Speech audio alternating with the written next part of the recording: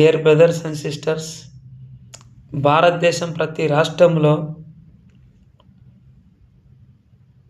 పేద ప్రజల, బడుగు బలహీన వర్గాల కేటాయించిన ప్రజల గవర్నమెంట్ భూమిని, ఇళ్లను దోచుకుంటున్నారు. అక్రమంగా, రాజకీయంగా, పలుకుబడి విధంగా, అధికారుల చేత, రాజకీయం చేత అన్యాయంగా, అక్రమంగా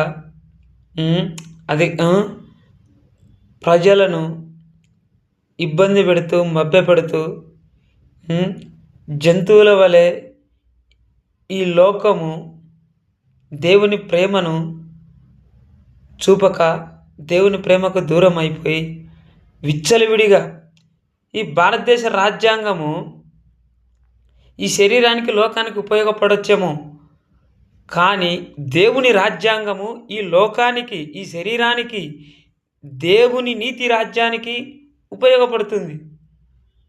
సో ప్రతి ఒక్కరము కులమత గజ్జి ఇది భయంకరంగా నాగర్ కర్నూలు జిల్లాలో ఒక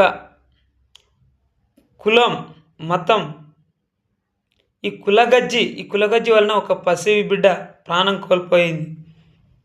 ఆ కులగజ్జిని తరిమి తన్నాలి. మనిషిని ప్రేమించాలి. కులం, మతం, అదేవిధంగా బడుగు బలహీన వర్గాల యొక్క ఎవరైనా సరే కనీస అవసరాలను కూడా తీర్చుకోలేని పరిస్థితినే బడుగు బలహీన వర్గాలు అంటారు. అంతే, అది ఏ క్యాస్ట్ అయినా పర్వాలేదు, ఏ క్యాస్ట్ అని కాదు. సో ప్రతి ఒక్కరం దేవుని ప్రేమతో ఈ భూ ప్రపంచాన్ని ఒకరికొకరం మరణం చేరకముందే ప్రతి ఒక్కరం క్రీస్తు పరిశుద్ధత ఆత్మ జీవితం, దైవ జీవితం జీవించాలని మనవి, విజ్ఞాపన, ప్రార్థన.